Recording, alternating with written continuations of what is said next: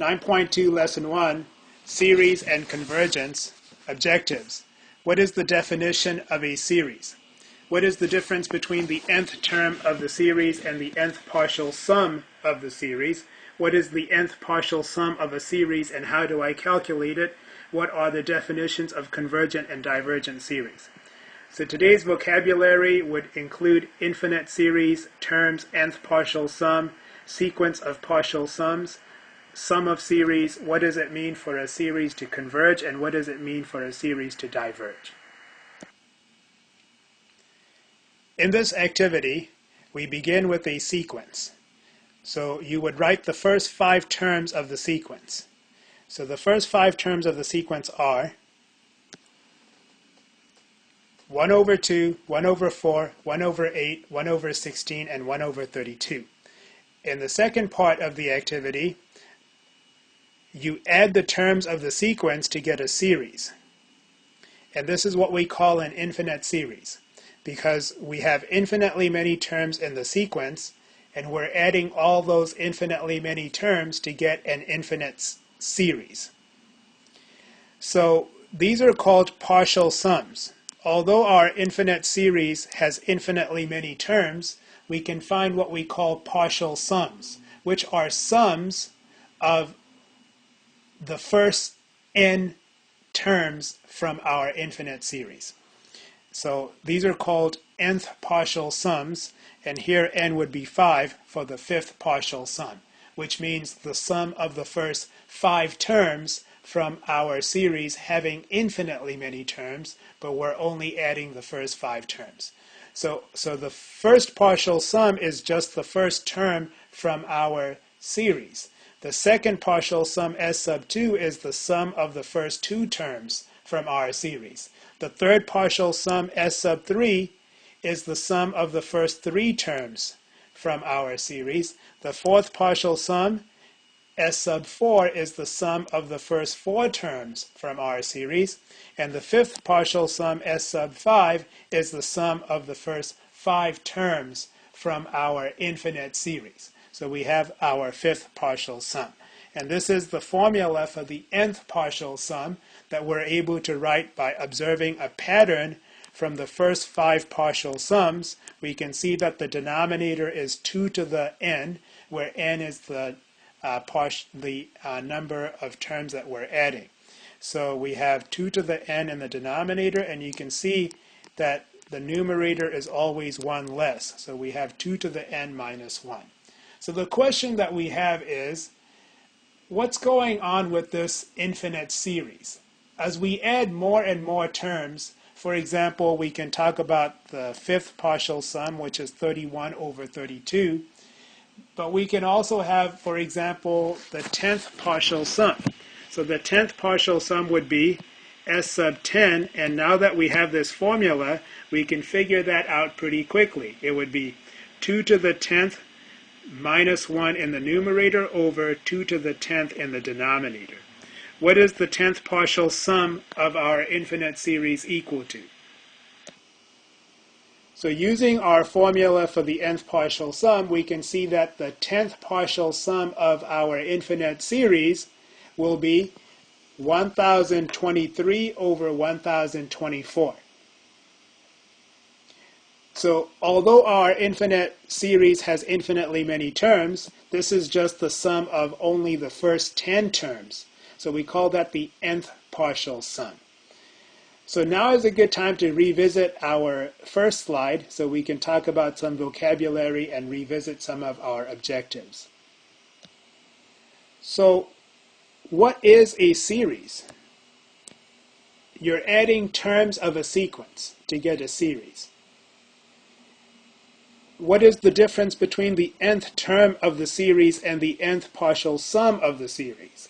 Let's go back to our activity to understand the difference between the nth term of the series and the nth partial sum of the series. For example, what we have here is called the 10th partial sum of the series. It is the sum of the first 10 terms of the series. That's called the 10th partial sum. But that is different from the 10th term of the series. What is the 10th term of the series? You can go back to this sigma notation or summation notation, and this is the rule for the nth term from our series. So the 10th term would be just 1 over 2 to the 10th power. So what we have here is the 10th partial sum. It's the sum of the first 10 terms of the series, but the 10th term is just going to be 1 over 2 to the 10th, or 1 over 1024. So that's what we call the 10th term. What we have here is the 10th partial sum, the sum of the first 10 terms of the series. So that's objective 2, to understand the difference between the nth term of the series and the nth partial sum of the series. So objective 3, what is the nth partial sum of a series and how do I calculate it? In our activity, we were able to find a formula for the nth partial sum of our series. So sometimes you can do that, not always, but we are able to do that here in this particular instance. And that's objective 3, finding the nth partial sum of a series. So number 4 is what we want to focus on. What are the definitions of convergent and divergent series? So we look at some vocabulary. We've already talked about infinite series. We've used terms. We've used nth partial sum. And now to look at the definition of convergent and divergent series, we're going to consider the sequence of partial sums. So remember, sequence is what we learned in section 9.1. And we're going to talk about the sum of a series and what it means for a series to converge and what it means for a series to diverge. So before we do that, we'd like to go back and look at some things that we learned from section 9.1. Because in section 9.1, we learned about sequences. In section 9.2, we're learning about series. So before we can look at the definition of a convergent series, let's quickly review what it means for a sequence to converge. This is from section 9.1, and this is about sequences, the definition of the limit of a sequence. So if you have a sequence, what does it mean for that sequence to converge? It means that the terms of the sequence will approach a particular number as n approaches infinity. So the further out you go in the sequence, the closer the terms of the sequence will get to a particular number, the limiting value. And that's called the limit of the sequence, and that is what the sequence converges to. So, for example, if you have the sequence 4 plus 1 over 2 to the n, what happens as n approaches infinity?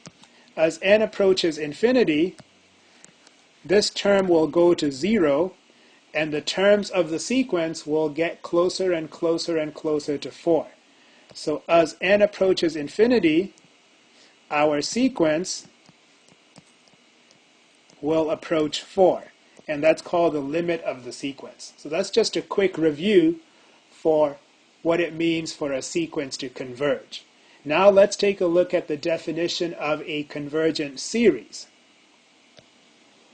So here we have the definition of convergent and divergent series. So we have an infinite series, such as the one that we worked with in our activity, and we're looking at the nth partial sum of our infinite series.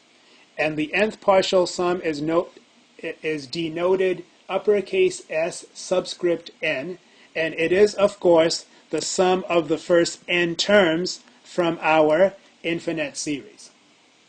So we have an infinite series, and we have the nth partial sum of our infinite series. So now look at the part that's highlighted. And in that highlighted part, we have the word sequence. So we're going to consider the sequence of partial sums and see if the sequence of partial sums will converge. And if the sequence of partial sums for our infinite series converges, then we say our infinite series converges. And that limit of the sequence of partial sums is what the infinite series will converge to. And that is the sum of the series. So the sum of the series is actually representing the sum of all of the infinitely many terms of the series. But the way we work with that is we consider the sequence of partial sums, and as we add more and more terms, will the sequence of partial sums approach a particular value. And if that is the case, we say the series converges to that value. If that is not the case, if the sequence of partial sums diverges, then we say the series diverges.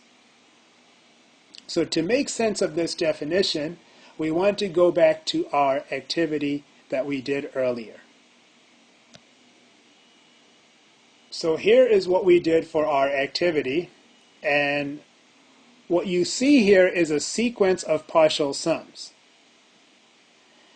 You have a sequence of partial sums. You have the first partial sum, you have the second partial sum, the third partial sum, the fourth and the fifth, and so on. So you have a sequence of partial sums, and we have a formula for the nth partial sum. So what happens as n approaches infinity in our sequence of partial sums? Does it appear that the nth partial sum of our series is approaching a particular number? Well, we have the first partial sum is 1/2, the second partial sum is 3/4, the third partial sum is 7/8, the fourth one is 15/16, the fifth one is 31/32, and the 10th one that we did earlier is very close to 1.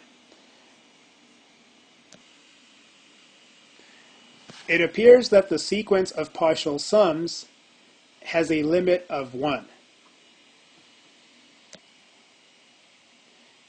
In the activity, you did example 1a. So we had this infinite series, and you found that the first partial sum was 1/2. The second partial sum, which is the sum of the first two terms of the infinite series, was 3/4. The third partial sum, the sum of the first three terms of the infinite series, was 7/8. And so on. You found the fourth partial sum, you found the fifth partial sum, and then you found the formula for the nth partial sum. If you add the first n terms of our infinite series, this would be the nth partial sum, the sum of the first n terms of our infinite series. So now you can write what we call the sequence of partial sums. The sequence of partial sums is denoted like this. It is a sequence, and it is the sequence of partial sums. So, and what do we have in this sequence? If I were to write the terms of this sequence of partial sums, the first partial sum is 1/2, the second one is 3/4, the third one is 7/8. From the activity, you know that the fourth one is 15/16. The fifth one is 31/32, and so on, until you get to the nth partial sum, which is given by 2 to the n minus 1 over 2 to the n, and of course you keep going after that. So that's the sequence of partial sums. So what does it mean for this series to converge? Again, I want to revisit the definition of convergent and divergent series. So for the infinite series, we have an nth partial sum, which is the sum of the first n terms of the infinite series. If the sequence of partial sums will converge, then the series will converge. So that's basically the definition of a convergent series. How do you know if your series will converge? You have to consider the sequence of partial sums. If the sequence of partial sums will converge, then the series will converge. And as you remember from section 9.1, what does it mean for a sequence to converge? It means that the sequence has a limit. If you take the limit of the nth term of the sequence of partial sums as n approaches infinity. Mr. You are muting yourself. Mr. You're muted.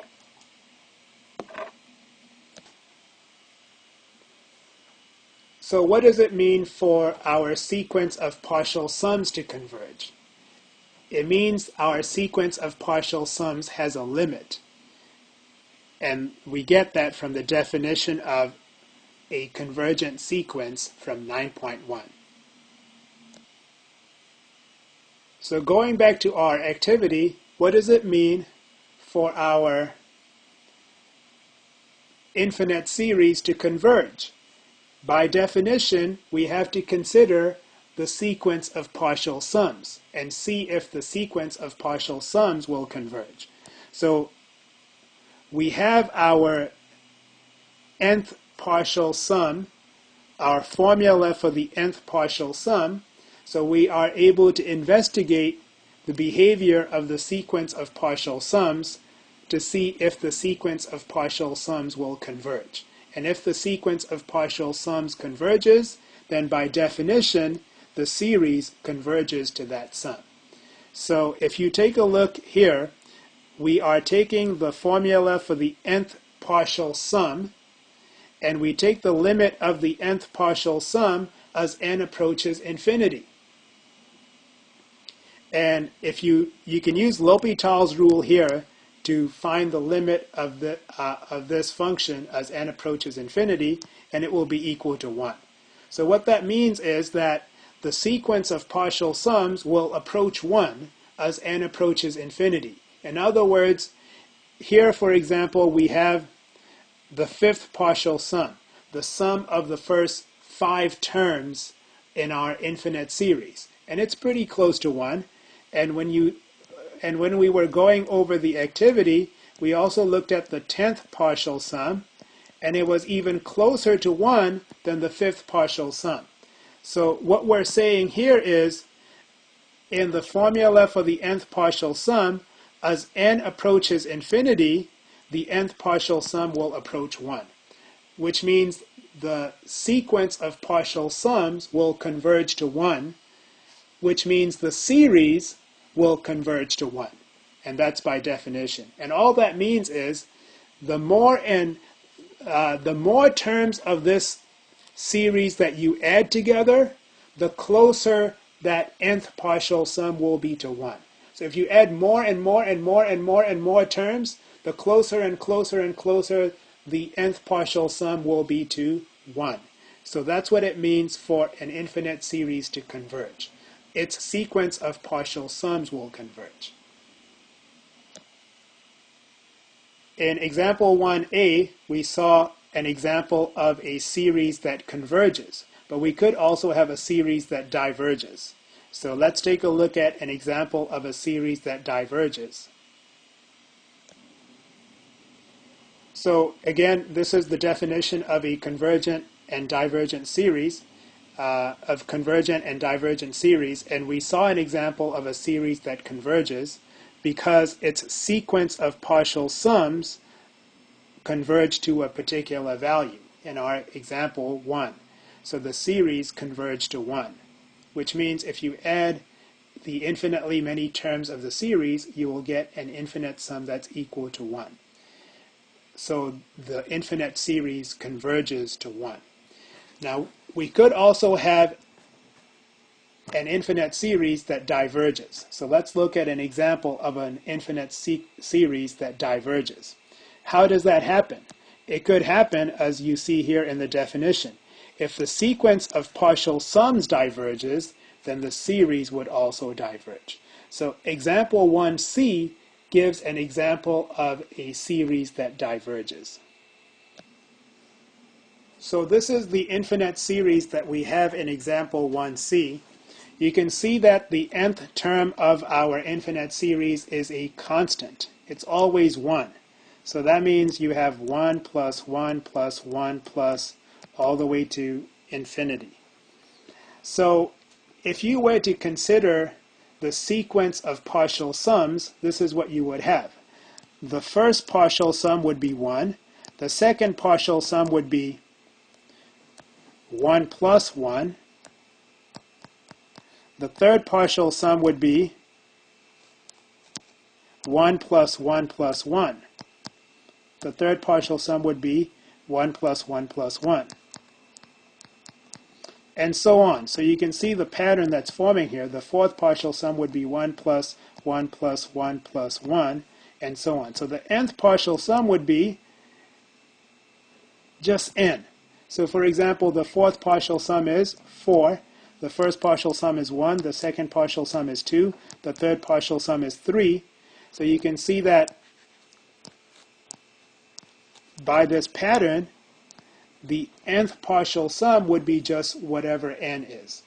So if you consider the sequence of partial sums, as n approaches infinity, because our sequence of partial sums is just n, our sequence of partial sums will approach infinity, which means the limit of the sequence of partial sums does not exist. So the sequence of partial sums diverges, and therefore the series will also diverge.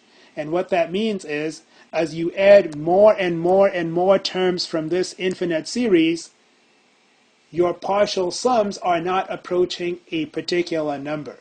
And because your partial sums are not approaching a particular number, we say this series diverges.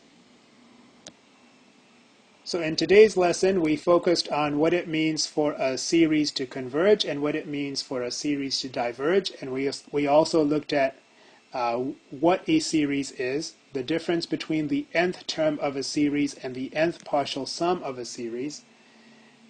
And we looked at an activity that was example 1a to help us understand what it means for a series to converge. And then we looked at another example to help us understand what it means for a series to diverge. And of course, you can look at this vocabulary, and that was our lesson.